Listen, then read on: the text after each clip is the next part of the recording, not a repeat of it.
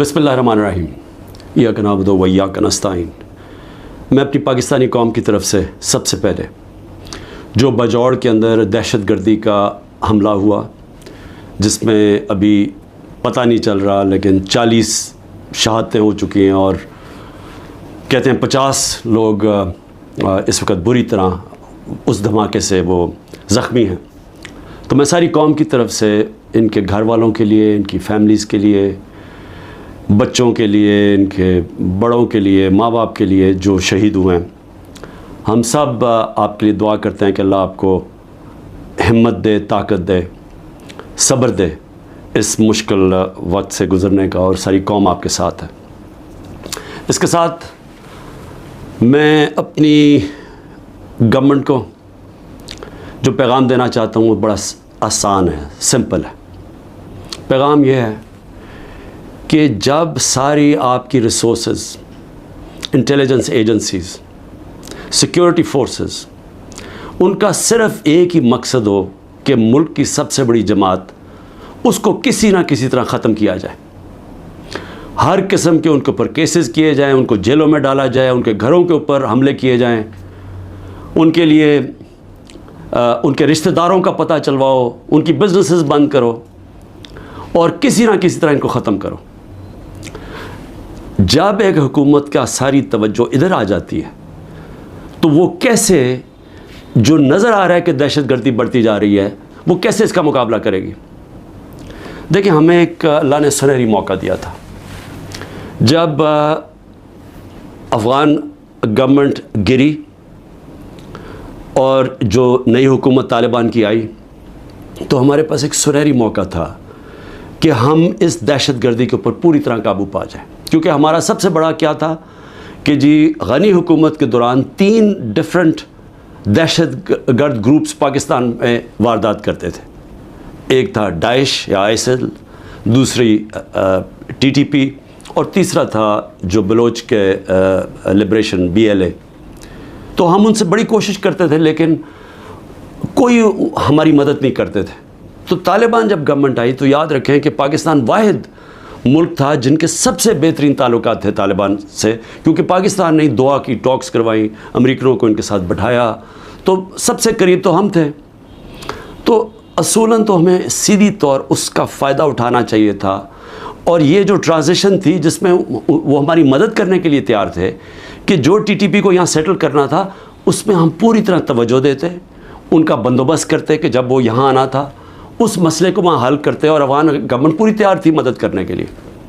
लेकिन तवज्जो वहाँ से हट गई, गवर्नमेंट जैसी हमारी गई वहाँ से तवज्जो हट गई, और उसके बाद आहिस्ता आहिस्ता हम देखते आ रहे हैं कि ये दहशतगर्दी बढ़ती जा रही है।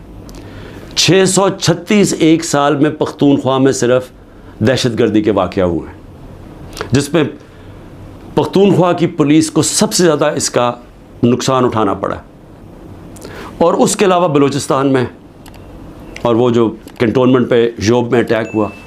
तो मेरी फिर से दरख्वास्त है कि ये मसला और बढ़ता जाएगा अगर अभी पूरी तरह तवज्जो ना दी और अपनी प्रायोरिटीज़ ठीक करें। ये जो तहरीक इंसाफ है ये मुल्क दुश्मन नहीं है। जो मुल्क की जो अवाम, जिस 70% 75% अवाम जिस जमात के साथ खड़ी है, वो मुल्क से ना गद्दारी कर सकती है ना उसकी दुश्मन है। तो उसके ऊपर पूरी तवज्जो दे के और यहाँ नज़रअंदाज करना कि जो एक मसला बढ़ता जा रहा है, तो मैं समझता हूँ कि इससे ज़्यादा जुल्म मुल्क से नहीं हो सकता। आगे माशी तौर पे हमारे हालात उधर पहुँच गए हैं जिधर आम आदमी, तनख्वाहदार तबका, उसका जीना मुश्किल है। बिजली का बिल, जो आज बिजली का बिल दे रहा है, वो सवाल तो ये पूछेगा ना कि साल पहले जब ये तहरीक इंसाफ की हुकूमत थी तो 16 रुपये यूनिट था, तो आज 50 रुपये यूनिट कैसे पहुँच गया। कौन सा इतना बड़ा अजाब आया है कि वो बैग जो 55-60 रुपये किलो था आटे का, वो पहुंच गया 150 रुपये किलो पे। जो चावल है वो तकरीबन दुगने हो गए चावल की कीमत। तो हर चीज़ जो ये महंगी हुई है, रुपया तेज़ी से गिर गया। तो पूछेंगे तो सही कि लोग कि एक तो हुकूमत बदल के ये अजाब आ गया, और उसके बाद जो दहशतगर्दी ख़त्म हो गई थी, बिल्कुल नीचे चली गई थी, वो फिर से बढ़नी शुरू हो गई है। और उसके अलावा किसी को यही नहीं पता कि अब मुल्क जा किधर रहा है, ना कोई कानून है, ना मुल्क की कोई आइन की किसी को परवाह है, अदालतों के ऊपर अलहदा प्रेशर डाला हुआ है। सिर्फ़ और सिर्फ एक चीज़ सामने है, किस तरह मुल्क की सबसे बड़ी जमात को ख़त्म किया जाए। और कौन ख़त्म करना चाहते हैं? 30 साल से ये हुकूमत कर रहे हैं मुल्क के ऊपर, 30 साल से मुल्क पे हुकूमत कर रहे हैं। एक दूसरे को जो कहते थे करप्ट हैं, चोर हैं, मनी लॉन्ड्रर्स हैं, दोनों को कहते थे एक दूसरे को, एक दूसरे के ख़िलाफ़ केसेस बनाए, केसेस साबित भी हुए, मुल्क से बाहर भी भाग जाते थे। और वो आज इकट्ठे मिलके कोशिशें कर रहे हैं कि एस्टेब्लिशमेंट के कंधे पे चढ़ के कैसे मुल्क की सबसे बड़ी जमात को ख़त्म करें। और उसके अंदर हमारा मुल्क तेज़ी से नीचे जा रहा है, मायूसी बढ़ती जा रही है। जब 12 लाख पाकिस्तान के प्रोफेशनल्स मुल्क छोड़ के चले जाएं, ये पैसे से ज़्यादा, ये जो हमारा डॉलर बाहर निकला है, क्योंकि ये अपने डॉलर्स भी लेके गए होंगे ना, तो जो डॉलर्स बाहर जा रहे हैं वो अलग चीज़ है, लेकिन जो ब्रेन ड्रेन हुई है, जो आपके वो लोग जो कि सबसे ज़्यादा माशरे की उठाने में इनका हाथ होता है, प्रोफेशनल्स का, वो जब मुल्क छोड़ के जा रहे हैं, बिजनेसमैन वो मुल्क छोड़ के जा रहे हैं, जो आपके डॉक्टर्स हैं हॉस्पिटल्स में, जो स्पेशलिटीज़ के अंदर जो डॉक्टर्स हैं, जो स्पेशलिस्ट हैं, जब वो मुल्क छोड़ के जा रहे हैं, तो मुझे बताएं मुल्क का क्या मुस्तकबिल है। और वो इसीलिए है कि किसी को समझ ही नहीं आ रही मुल्क जा किधर रहा है, कि एक पार्टी को ख़त्म करते करते सारे मुल्क के इदारे तबाह कर दिए। किसी इदारे के ऊपर लोगों को इस वक्त एतमाद नहीं है। FIA को तो लगाया हुआ है कि जी किसी ना किसी तरह पकड़ो इमरान खान को और ये PTI की लीडरशिप को, किसी तरह साइफ़र पे पकड़ लो। ये नहीं पता कि साइफ़र जितनी साइफ़र पे बात होती है तो सारी उंगलियाँ इनके ऊपर आती हैं।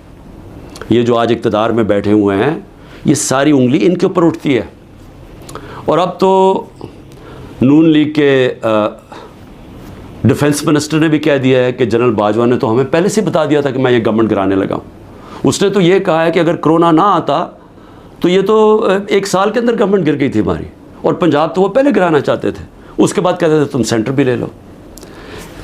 ये नहीं कि उसने डिफेंस मिनिस्टर ने ये जो बात की है, हमें तो ये पता ही था कि ये हो क्या रहा है, साजिश हुई है। मैं तो कहता जा रहा था, और साजिश डिले हो गई। दो साल अगर कोरोना के ना आते तो उसके वो भी कहता है कि गवर्नमेंट पहले चली जानी थी। तो हमें तो ये पता था कि साजिश हुई है।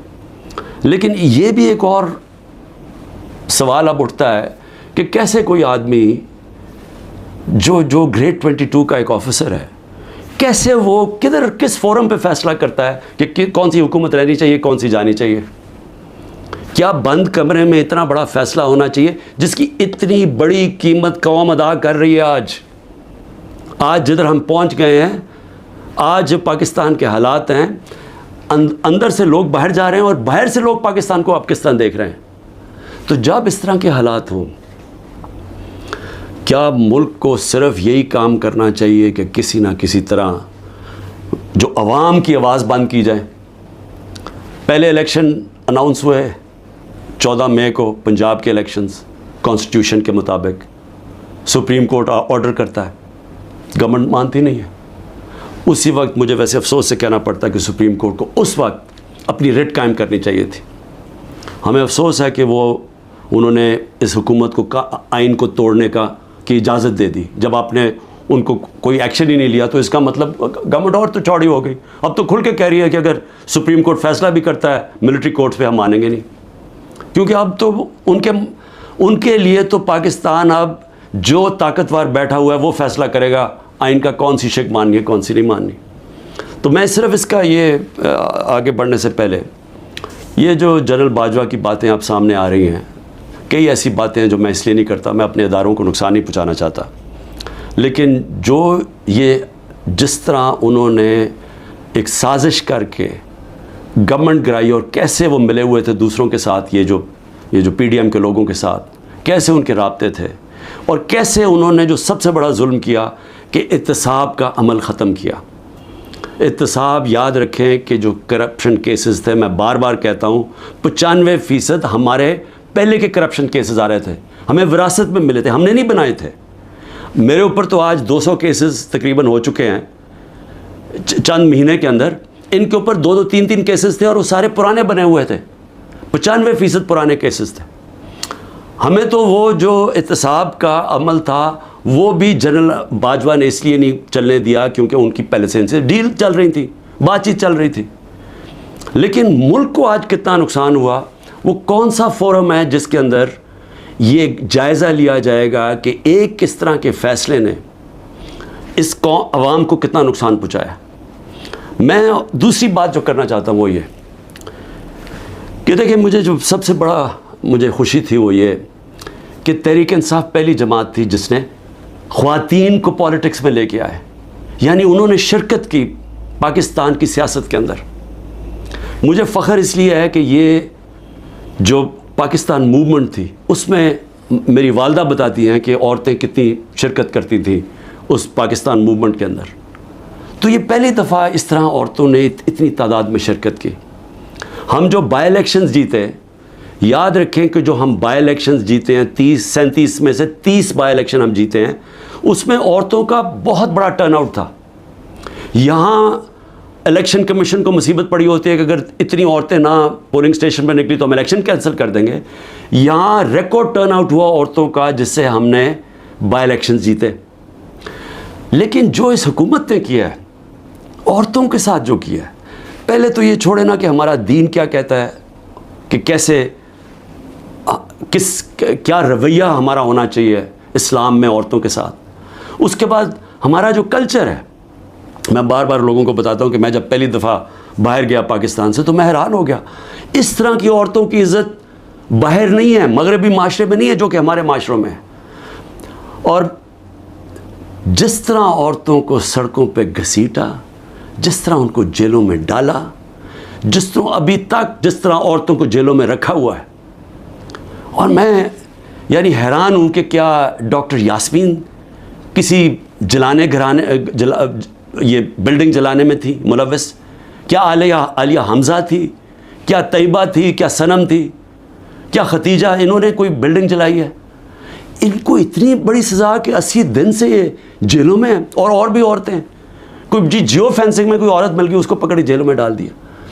اور ان کے بچے ہیں اور اس کے باوجود ان کو جیلوں میں رکھا ہوا ہے. یہ کون سے معاشرے میں ہوتا ہے؟ اور یہ پرامن احتجاج تھا. پرامن احتجاج آئین ہمیں حق دیتا ہے. یہ پاکستان کا قانون نہیں توڑا تھا کسی نے. جو لوگوں نے جا کے کور کمانڈر ہاؤس جلایا تھا اس کے اوپر پوری تفتیش ہونی چاہیے اور سزا ملنی چاہیے. لیکن ان کو بھی تفتیش کریں. وہاں کوئی CCTV کیمرہ لگے تھے، سیف سٹی کے کیمراز تھے، پتہ تو چلے کہ کیا ہوا ہے. ہمیں پتہ ہے کہ عسکری ٹاورز کس نے جلائے ہیں، ہمارے پاس ایویڈنس ہے. ریڈیو پاکستان کی ایویڈنس مل رہی ہے کہ پشاور کس نے جلایا. تو ایک ون سائیڈڈ ویو دے کے تو ساروں کو اوپر ایکشن لے لیا جس میں عورتیں جیلوں میں ڈال دیے. اور عورتوں کا ان کے جو باہر عورتیں ان سے کیا ہو رہی ہیں وہ چھپی ہوئی ہیں. ہماری جو تنظیم کی عورتیں تھیں ان کے گھروں کے اوپر اٹیکس، کئیوں کے خامد کو پکڑ کے لے گئے، کئیوں کی بزنسز بند کر دی، جو خامدوں کی ہسبینڈز کی بزنس بند کر دی. یعنی وہ اتنی مشکلوں میں ان کو ڈال دیا. اور کئی تو چھوڑ کے چلے گئے پالیٹکس.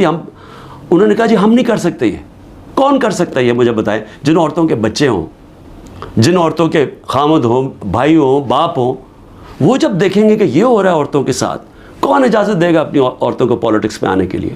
اور اس سے بڑا ظلم کیا ہو سکتا ہے کہ 50% آپ کی آبادی آپ ان کو پالیٹکس سے باہر نکال دیں، جبکہ وہ شرکت کرنا شروع کر دی تھی. ایک سیاسی شعور پیدا ہو گیا تھا جس میں عورتیں کیا، بچے، نوجوان، بوڑھے. لیکن جو عورتوں کی شرکت تھی، مجھے ایسے لگتا ہے کہ یہ پلان کے تحت، یہ پلان کر کے عورتوں کو سیاست سے باہر کیا جا رہا ہے.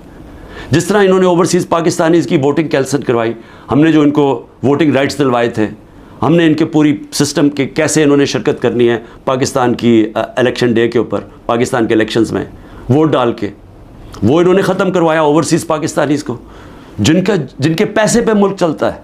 وہ اوورسیز پاکستانی اگر وہ اپنی ریمیٹنسز روک دیں، آدھا بھی پیسہ کام کر پاکستان بینکرپٹ بالکل ہی بیٹھ جائے گا. ان کی انہوں نے بند کروا دی کیونکہ وہ اوورسیز پاکستانی زیادہ تر تحریک انصاف کے تھے، ان کی ووٹنگ رائٹس ختم کروا دی. اور اب آ کے عورتیں جو انہوں نے نظر آیا ان کو کہ عورتیں نکل رہی ہیں الیکشن میں، ووٹس ڈال رہی ہیں، جو بائی الیکشنز تحریک انصاف جیتی اس میں عورتوں کا بہت بڑا ہاتھ تھا. انہوں نے اب ان عورتوں کے اوپر یہ جان کے سختی اور ظلم کر رہے ہیں تاکہ وہ بھی پالیٹکس سے باہر ہو جائیں. اور میں پھر سے کہتا ہوں اس سے بڑا معاشرے پہ کیا ظلم کر سکتے ہیں آپ کہ صرف اور صرف یہ چوروں کا ٹولہ اوپر ملوث کرنے کے لیے یہ سارے حربے استعمال کیے جا رہے ہیں. یہ ظلم کیا جا رہا ہے اس ملک کے ساتھ. اور میں کیونکہ عاشورہ بھی ختم ہوا ہے, میں صرف اپنی قوم سے ایک بات کہنا چاہتا ہوں. دیکھیں, ہم نے حضرت امام حسین کی شہادت سے کیا سیکھا ہے؟ ہم نے سب سے پہلے یہ چیز سیکھی کہ جو لا الہ الا اللہ, جس کا اللہ جس کو ایمان دے دیتا ہے, اور جس کو علامہ اقبال کہتے ہیں عشق. اور میں نے ایک علامہ اقبال کا فارسی میں نے ٹویٹ بھی کیا ہے, اور میں نے اس کو اپنی انسٹاگرام اور سارے فورمز پہ کہا ہے کہ وہ فارسی کا ہے لیکن اس میں انگریزی میں بھی اور اردو میں بھی پورا اس کا ترجمہ ہے. تو علامہ اقبال ان کی شہادت کو کیسے دیکھتے ہیں؟ اتنی خوبصورتی سے انہوں نے بتایا ہوا ہے کہ لا الہ الا اللہ کا مطلب آزادی, اور آزادی خوف سے بھی, آزادی اپنی میں سے بھی, اور وہ آتی ہے عشق اللہ سے عشق کرنے سے. اور وہ ہے جب لا الہ الا اللہ جب آپ اپنے ذہن میں دعویٰ کر دیتے ہیں, پھر آپ کسی کے سامنے نہیں جھکتے. تو جب پتہ تھا کہ وہ پوری کی پوری فوج سامنے کھڑی ہے, پیچھے نہیں ہٹے, جھکے نہیں. اور جو ان کی شہادت تھی, جس طرح علامہ اقبال کہتے ہیں کہ صدیوں تک مسلمان جب کھڑا ہوتا تھا ظلم کے خلاف, غلامی کے خلاف, تو وہ لا الہ الا اللہ اور امام حسین, حضرت امام حسین کی جو شہادت تھی وہ ہمیشہ یاد رکھتا تھا. وہ جو پتہ ہوتے ہوئے ایک انسان کو کہ ہم جیت نہیں سکتے, یعنی کوئی میری موت ہے, میں یہ جو اب کھڑا ہوں اسٹینڈ کے اوپر تو میں زندہ نہیں رہوں گا, اس کے باوجود وہ عشق اتنا ہوتا ہے اوپر والے کے ساتھ کہ وہ کہتا ہے کہ میں یہ کوئی نہ سمجھے کہ میں خوف کے بت کی وجہ سے کسی کے سامنے جھک گیا ہوں. اور یہ ہوتا ہے کہ جو انہوں نے بیج بو دیے کہ ہمیشہ مسلمان دنیا میں ظلم کے سامنے جب لوگ کھڑے ہوتے ہیں تو ان کو یاد آتا ہے وہ اس قربانی کا. اور یہ بھی یاد رکھیں کہ یزید نے کیسے یہ ظلم ہونے دیا تھا. وہ کیوں کامیاب ہوا؟ کیونکہ کوفہ کے لوگ اتنے خوف زدہ تھے. اس نے اپنا ظالم گورنر کو رکھا تھا, اس کے ظلم کی وجہ سے وہ اتنے سہمے ہوئے تھے, وہ اتنے ڈر گئے تھے یزید کے ظلم سے کہ وہ نکلے نہیں. انہوں نے اتنا بڑا ثانیہ اسلام کی تاریخ میں ہونے دیا اور وہ ساری زندگی پچھتاتے رہے. تو آج میرے پاکستانیوں یہ یاد رکھیں, یہ جو ظلم کیا جا رہا ہے, آپ کے اوپر خوف ڈالا جا رہا ہے کہ یہ جی وہ جیل میں پکڑ لیں گے, وہ گھر توڑ دیں گے, وہ یہ کر دیں گے, وہ مار دیں گے, وہ ویگو ڈالا آ جائے گا. آپ اس سے اپنے آپ کو آزاد کریں. یہ جس وقت آپ نے یہ فیصلہ کیا کہ ہم رائے حق کے اوپر کھڑے ہیں, ہم ظلم کے سامنے نہیں جھکتے, ہم اپنی آزادی لے لیں گے. ہم یہ چھوٹا سا طبقہ جو ٹولہ اوپر بیٹھ کے سارے ملک کے وسائل کے اوپر بھی قابو کر کے بیٹھا ہے, چوری یہ کرتا ہے, ملک پیسہ باہر بھیج دیتا ہے, احتساب جو عام لوگوں کے لیے چھوٹی چھوٹی چوریوں میں لوگوں کو جیلوں میں بھرا ہوا ہے, اور جنہوں نے نہیں بھی چوری کی طاقتور کے سامنے وہ آتا ہے اس کو جیلوں میں ڈال دیتے ہیں. لیکن ان کے لیے NRO مل جاتا ہے ان کو. اگر ان کے ظلم کے خوف کی وجہ سے ہم ڈر جائیں گے تو ہمارے سامنے بدترین قسم کی غلامی ہے. اور اگر یہ اس موقع پہ, تاریخ کے اس موقع پہ ہم کھڑے ہو جائیں گے, ہم اپنے آپ کو آزاد کر دیں گے. اور آزادی آئے گی انصاف سے, جب ہمارے حقوق کی ہمارے عدالتیں حفاظت کریں گی, جب کسی کی جرت نہیں ہوگی کسی کے گھر میں گھس کے توڑنے کا, کسی کی جرت نہیں ہوگی جھوٹا کیس کرنے کے لیے. میرے اوپر 180 سے اوپر کیسز ہیں. میں پچھلے 2 مہینے میں تقریباً 350 مختلف کیسز کے اندر عدالتوں میں جا چکا ہوں. ایک دن میں 19 کیسز کا میں نے سامنا کیا, اور میں یہ کرتا جاؤں گا. ہو سکتا ہے کہ میں نہ کر سکوں یہ مجھے جیل میں, کیونکہ پوری کوشش کریں جیل میں ڈالنے کی, میں اس کے لیے تیار ہوں. لیکن میں یہ بتانا چاہتا ہوں کہ یہ جو مرضی کر لیں, میں کھڑا ہوں. میں کسی صورت یہ ان کے حربوں کی وجہ سے, ان کے ظلم کی وجہ سے میں کسی صورت ان کے سامنے جھکوں گا نہیں. اور میں یہ چاہتا ہوں آپ بھی